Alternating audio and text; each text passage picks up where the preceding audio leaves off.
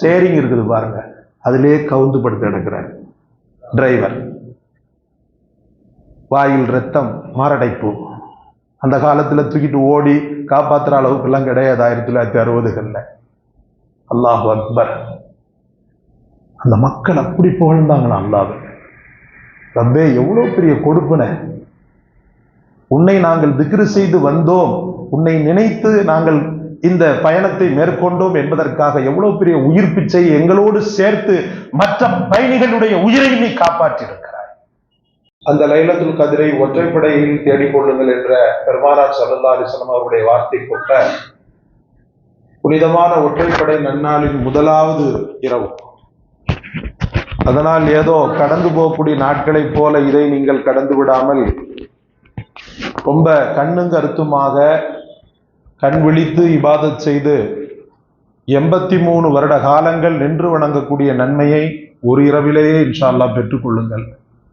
5 இரவுகள் சடைவில்லாமல் நீங்கள் வணங்குகின்ற அந்த வணக்கத்தில் அல்லாஹ் அகமகிழ்ந்து வாழ்க்கை முழுக்க நீங்கள் வணங்கினீர்கள் என்ற அந்த ஒரு பட்டியலில் உங்களை சேர்த்தாலும் அன்பு கொண்டோ அடைக்கும் தாள் என்பது சொல்வதற்கொப்ப அவன் அருளுக்கும் அடைக்கும் தாள் கிடையாது. அதனால ஏதோ ரமலான் வந்துச்சு போச்சு, நானும் வந்தேன் தராவி முடிச்சுட்டு போய் தூங்கினேன்ற மாதிரி இல்லாம இந்த புனிதமான இரவுகள் அல்ஹம்துலில்லாஹ் உங்களுடைய குர்ஆன் திலாவத்தால் அலங்கரிக்கப்படட்டும், திக்ருகளால் அலங்கரிக்கப்படட்டும், தொழுகையால் அலங்கரிக்கப்படட்டும். அதுக்கெல்லாம் வசதி வாய்ப்பு பண்ணி கொடுக்கக்கூடிய விதத்தில் அல்ஹம்துலில்லாஹ் நமது நிர்வாகம் ஜமாத்தார்களின் சார்பாக வருடா வருடம் நமது மஸ்ஜிதில் அந்த ஏற்பாடுகள் நடந்து கொண்டிருக்கிறது. 11:30 மணியிலிருந்து அல்ஹம்துலில்லாஹ் ஆரம்பிக்கக்கூடிய இபாதத்துக்கள் தஹஜ்ஜுத் வரைக்கும் இன்ஷா அல்லாஹ் தொடர்ந்து சகர் உணவுக்கான ஏற்பாடையும் செய்யப்பட்டிருக்கிறது. அல்ஹம்துலில்லாஹ் உங்களுடைய உணவுகளை கையில் வாங்கி சென்று குடும்பத்தாரோடு சாப்பிடக்கூடிய விதத்தில் ஏற்பாடு செய்யப்பட்டிருக்கிறது. அல்ஹம்துலில்லாஹ் இருந்து விடாதீர்கள், மறந்தும் இருந்து விடாதீர்கள். உங்கள் வாழ்க்கை வளம் பெற அல்லாஹ்வின் கருணை மிக அதிகமாக பொங்கக்கூடிய இந்த நன்னாளை புனிதப்படுத்துங்கள். தௌஃபீக் செய், அல்லாஹ் தௌஃபீக் செய்வானாக. இன்று ஹாபிஸ் அவர்கள் ஓதிய ஒரு அற்புதமான ஆயத்து மனிதனுடைய வாழ்க்கையின் பயணத்தை மிகச்சிறந்த முறையில் அமைத்து கொள்ள அல்லாஹ்வுடைய உதவியை எவ்வாறு பெறுவது என்பதை மெய்ப்பித்து காட்டியது. அன்பிற்குரியவர்களே, ஏதேனும் ஒரு நோக்கத்தை அடிப்படையாக வைத்துதான் எல்லாரும் பயணம் செய்து கொண்டிருக்கிறோம். ஒரு நாளைக்கு மட்டும் ஒரு காசு பணம் துனியாவை தேடுவதற்காக நம்முடைய பயணங்கள். சில பேரை பார்த்தீங்கன்னு சொன்னா பயணத்திலேயே இருப்பாங்க. அவங்களுக்கு சம்பாத்தியமே வண்டி ஓட்டிக்கிட்டே இருக்கிறது தான் சம்பாத்தியம்.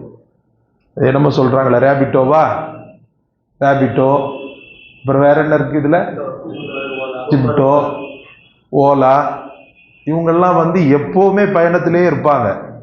அவங்க ஸ்டாப் ஆயிட்டாங்கன்னா எல்லாமே முடிஞ்சிடும். சில பேர் பார்த்தீங்கன்னு சொன்னா வாரத்துக்கு ஒரு நாள் பயணத்தை மேற்கொள்வாங்க. சில பேர் தினசரி ஒரு குறிப்பிட்ட நேரம் மட்டும் பயணத்தில் இருப்பாங்க. அப்படியே மெயினூட்டா கவனிச்சிங்கன்னு சொன்னா அந்த பயணத்திற்கு பக்கபலமாக இருப்பது வாகனம். அல்லாஹ்வுடைய நியாமத். ஒரு காலகட்டம்லாம் இருந்துச்சு, சக்கடா வண்டியில போயிருக்கிறீங்களா ஹஜியார்? மாட்டு வண்டியில போயிருக்கீங்களா? அல்ஹம்துலில்லாஹ் நானும் போயிருக்கிறேன் சின்ன குழந்தையில. அதுதான் வண்டி. பார்த்தீங்கன்னு சொன்னா இங்க இருந்து விருகம்பாக்கத்துல இருந்து பாரிஸுக்கு போய் சேர்றதுக்குள்ள லொஹராயிடும். ஆடி அசந்தி அண்ணன் நட போட்டு போகும். அதுல தான் பயணம். இங்க சென்னை சிட்டியில கொஞ்சம் கம்மி தான். கிராமப்புறங்கள்ல மாட்டு வண்டி பயணம் தான். எனக்கு நினைவு தெரிஞ்சு நான் நிறைய தடவை போயிருக்கிறேன் மாட்டு வண்டியில. அல்லாஹு தாலாவுடைய கருணை அப்படியே கொஞ்சம் கொஞ்சமா மாறி அபுல் ஆலமீன் என்ன செஞ்சான்னா கொஞ்சம் குதிரை வண்டியை கொடுத்தான். இன்னைக்கும் குதிரை வண்டியில பயணம் பார்த்தா சிரிப்பாங்க நம்மள. ஆனா ஒரு காலத்துல அதுதான் பயணமாகவே இருந்துச்சு. அந்த மண்ணடியில கட்டி போட்டிருக்கிறான். அது என்ன பகுதி அது? அதுலதான் கட்டி போட்டிருக்கிறான். அதிசயமா நீங்க பார்க்கலாம். அவன் குழந்தை மாதிரி பார்க்கறான். அப்படியே தடவுறான், தொட்டுறான், முத்துறான், அப்புறம் அப்படியே கண்ணை தடவி விடுறான். அன்னைக்குதான் பார்க்கிறோம் அந்த வாகனம் வைத்திருக்கக்கூடிய அந்த குதிரை வைத்திருக்கக்கூடிய அந்த குதிரை ஓட்டி. இப்போது அது ஒரு ஹேபிட், பொழுதுபோக்கு மாதிரி ஆயிடுச்சு. ஆனா ஒரு காலகட்டத்துல வாழ்க்கையே அதுலதான் இருந்துச்சு. அதுக்கப்புறமா அல்லாஹ்வுடைய ரஹமத் நமக்கு கிடைச்சது. குதிரை மாதிரி புல்லட்ல இப்ப என்ன செய்யறாரு, உட்கார்ந்தாருன்னு சொன்னா இங்க இருந்து 15 நிமிஷத்துல பாரிஸ்ல போய் சேர்ந்துடுறார். காரணம் யார் என்று நினைக்கிறீர்கள்? படைத்தவன் தான். இயந்திரத்தை உருவாக்கக்கூடிய பட்டறிவை ஏற்படுத்தியதும் அல்லாதான். அந்த இயந்திரத்தை இயக்க வைக்கக்கூடிய அந்த ஓட்டத்தின் அறிவை ஏற்படுத்தியதும் அல்லாதான். அப்ப அந்த அல்லாவை மறக்கலாமா? எப்போதுமே நீங்கள் வாகனத்தில் ஏறி அமரும் போது ஒன்றுமே இல்லாத எனக்கு இந்த வாகனத்தின் மூலமாக மிகச்சிறந்த லேசை ஏற்படுத்திய என் இறைவனுக்கே எல்லா புகழும் என்ற பொருள்படக்கூடிய வாசகங்களை சொல்லும் போது அந்த வாகனத்திற்கும் அல்லாஹ் தஆலா பாதுகாப்பை தந்து விடுகிறான். பயணம் செய்யக்கூடிய உங்களுக்கும் பாதுகாப்பை தந்து விடுகிறான். அந்த ஒரு குறிப்பிட்ட வசனம் தான் அவர் ஓதினார். பெருமானார் ஸல்லல்லாஹு அலைஹி வஸல்லம் அவர்களுடைய அற்புதமான சுன்னத்துக்களில் ஒன்று, பெருமானார் ஸல்லல்லாஹு அலைஹி வஸல்லம் வாகனத்துல ஏறும் போது வலது கால வச்சு ஏறுவாங்க. உட்கார்ந்த உடனே அல்ஹம்துலில்லாஹ் அல்லாஹு அக்பர் அப்படின்னு சொல்லுவாங்க. இன்னைக்கு விபத்துக்கள் மலிந்து போய் கிடக்கிறது. அல்லாஹ் பாதுகாக்க வேண்டும். இந்த வாரம் மட்டும் டூ வீலர் விபத்துல 2 இஸ்லாமிய சின்ன வயது 30-35 வயதுல உள்ள 2 மக்கள் இறந்து போனாங்க. இந்த ஒரு 3-4 நாள்ல அல்லாஹ்வுடைய உதவி தேவைப்படுது இல்லையா நமக்கு? சில பேரை பார்த்தீங்கன்னு சொன்னா ஓதாம என்ன செஞ்சிருவாங்கன்றா சுதைசிய தட்டி விட்டுருவாங்க, உள்ள ஸ்பீக்கர் மாதிரி செட் பண்ணி. அது நல்லதுதான், இல்லைன்னு சொல்லல. அது உங்களுக்கு ஞாபகப்படுத்துறதுக்காக நீங்க வச்சுக்கலாமே ஒழிய அந்த வாகனத்துல போடக்கூடிய இசையே அல்லது கிராத்தே உங்களுக்கு ஓதன மாதிரிலாம் ஆகாது. நீங்க வாய் திறந்து ஓதணும். அந்த ஒரு அற்புதமான துவா தான் பயண துவா. பிஸ்மில்லா அல்லாஹு அக்பர் அல்ஹம்துலில்லாஹ் சொன்ன பிறகு பெருமானார் ஸல்லல்லாஹு அலைஹி வஸல்லம் இன்றைய தராவீஹில் ஓதிய அந்த ஆயத்தை ஓதுவாங்க. எங்க சொல்லுங்க பாப்போம். சுப்ஹானல்லதி சஹ்ஹர லனா ஹாதா வமா குன்னா லஹு முக்ரினீன் வ இன்னா இலா ரப்பினா லமுன்கலிபூன். இந்த ஆயத்தை ஓதிட்டா போதும். சுப்ஹானல்லதி சஹ்ஹர லனா ஹாதா, எனக்கு இவ்வளவு ஈஸியாக எனக்கு அமைத்து கொடுத்த என் ரப்பு பரிசுத்தமானவன். விபத்துக்கள், அகால மரணங்கள், லாங் டிரைவ்லாம் இதை மறந்துடாதீங்க. ஒரு அமீரை நியமனம் பண்ணுங்க. உங்க குடும்பத்துல ஒரு 4 பேர் 5 பேர் பயணம் பண்ணீங்கன்னு சொன்னா ஒரு அமீர் கண்டிப்பா நியமனம் பண்ணணும். உங்கள உள்ள மூத்த ஆள் என்ன செய்வாருன்னு சொன்னா இதெல்லாம் சொல்லி கொடுப்பாரு. சலவாத்தை பற்றி சொல்ல மறக்க கூடாது. சலவாத்தை ஓதிட்டு எங்க சொல்லுங்க பாப்போம் எல்லாரும் சொல்லி சொல்லணும். அல்லாஹ் பாதுகாக்கணும். அந்த பயணங்கள் நம்மள ஒரு சில பேருக்கு எப்படி கழியுதுன்னு நினைக்கிறீங்க? அல்லாஹ் பாதுகாக்கணும். போய் உட்கார்ந்து கொஞ்ச நேரத்திலே என்ன செஞ்சிருவாருன்னா கேசட்டை கொடுப்பா அப்படின்ட்டுருவாரு. இந்த ரம்மியமான சூழ்நிலையில அந்த மியூசிக்கை கேட்கும்போது என்ன இதா இருக்குது. போய் சேர்றது ரொம்ப சீக்கிரமா போய் சேர்ந்துடலாம், ஈஸியா போய் சேர்ந்துடலாம். அல்லாஹ் பாதுகாக்கணும். எவ்வளவு திருச்சியில இருந்து ஒரு ஜமாத் உண்டு 1960களில் நடந்தது. ஒரு கால்குசாரி ஒரு அமீர் சாப் சொல்லிதான் நான் கேட்டேன். ஜமாத் ஒண்ணு போகுது. ஜமாத்து போகும்போது இரவு நேரம், அப்பெல்லாம் பஸ் எல்லாம் பெருசா வசதிகள் கிடையாது. 1960 நின்னாப்புல நினைச்சாப்புலாம் வராது. கிடக்கணும் நாளிகை கனியா, நாளிகை கணக்கா. அப்ப என்னது, திருச்சி பஸ் வருது. பஸ்ல ஒரு 21 பேர் கொண்ட குழு, ஜமாத்து குழு செல்கிறது. செல்லும் போது பயணம் நீண்ட தூர பயணம், கரடு முரடான பாதைகள். இப்ப இருக்கிற மாதிரி டெக்னாலஜிலாம் அப்ப இல்லை. பயணப்பட்டு கொண்டே இருக்கும் போது இரவு நேரத்தில் எல்லாரும் தூக்கம், அசந்த தூக்கம்.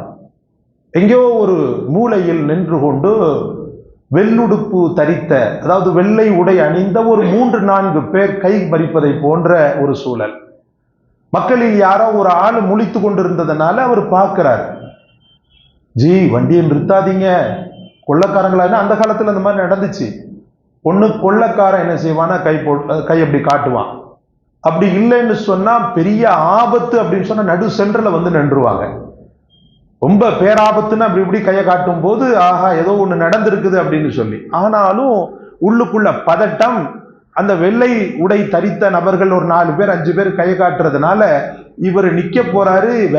வேணாஞ்சி நிக்க வேணாஞ்சி அப்படின்னு சொல்லிட்டு இவர் என்ன செய்யறாரு, ஒரு பயணி சொல்றார், இல்ல 4 பேர் நிக்கிறாங்க, என்னன்னு தெரியல, நமக்கு கஸ்டமர் கிடைக்கிறது லாபம் தானே என்ற மாதிரி நிக்க சொல்றாரு கண்டக்டர். கடைசியில ஒரு நடுநிசி சாமம் அது நின்று விட்டது.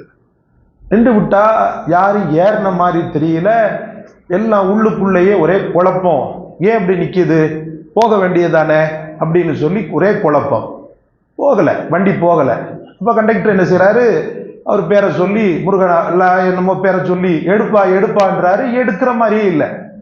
கடைசியில் அன்பிற்குரியவர்களே, அந்த ஜமாத்துல சென்று வந்த அந்த மூத்த அமீர் சொன்னது, இங்க வந்தார், ஜமாத்துக்கு வந்திருந்தார். அப்ப சொன்னார், அப்போ என்ன செய்யறாங்கன்னு சொன்னா, என்னடா இது எடுக்க மாட்டிருக்காருன்னு சொல்லி பார்த்தா ஸ்டேரிங் இருக்குது பாருங்க, அதிலே கவுந்து படுத்து கிடக்கிறார் டிரைவர். வாயில் ரத்தம், மாரடைப்பு. அந்த காலத்துல தூக்கிட்டு ஓடி காப்பாற்றுற அளவுக்கு எல்லாம் கிடையாது 1960களில். அல்லாஹு அக்பர். அந்த மக்கள் அப்படி புகழ்ந்தாங்களா அல்லாஹ். ரப்பே, எவ்வளவு பெரிய கொடுப்பன. உன்னை நாங்கள் திக்ரு செய்து வந்தோம், உன்னை நினைத்து நாங்கள் இந்த பயணத்தை மேற்கொண்டோம் என்பதற்காக எவ்வளவு பெரிய உயிர் பிச்சை எங்களோடு சேர்த்து மற்ற பயணிகளுடைய உயிரை நீ காப்பாற்றியிருக்கிறாய். கடைசியில் அவருக்கு உண்டான சிகிச்சையை மேற்கொள்ளணும்னு சொல்லி பார்த்து அவர் மூத்தாயிட்டார், இறந்து போனார். எதுவுமே செய்ய முடியாது. கடைசியில் அவருடைய பாடி அங்க எங்கன்னு சொல்லிட்டு சொன்னாங்க. நான் என்ன சொல்ல வர்றேன்னு சொன்னா, இப்படி அல்லாஹ் பாதுகாக்கணும். நிறைய விஷயங்கள் பயணத்துல மட்டும் விபரீதங்களாக பயங்கரங்களாக நடக்கும். ஒரு சின்ன லேசான ஒரு கல் தடுக்கி மௌத்தானவர் இருக்கிறார். சென்ற வருடத்திற்கு முந்தைய வருடம், ஒரு 2 வருடங்களுக்கு முன்பு என் சொந்தத்தை சார்ந்த என் சகோதரியின் கணவர், சகோதரினா சொந்த சகோதரி அல்ல, எனக்கு சாட்சி இந்த மாதிரி உறவுகள்ல, சகர் முடிச்சுட்டு வீட்டுக்கு போறான். வீட்டுக்கு போய் டீயை குடிச்சிட்டு பள்ளிக்கு போலான்னு சொல்லிட்டு போறான்.